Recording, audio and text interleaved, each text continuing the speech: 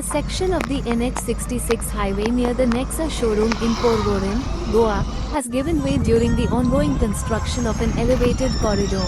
This unexpected collapse has prompted immediate action from local authorities to ensure public safety.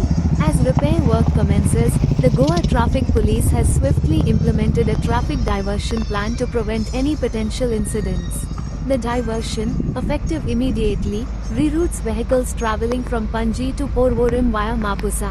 Motorists are now directed to take the CHOGM road and then proceed along the newly constructed road opposite Wellness Pharmacy, ultimately reaching the Porvorim Bazaar slope on New Hampshire 66.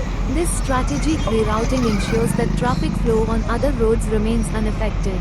To maintain order and guide motorists, traffic police have been deployed at major intersections.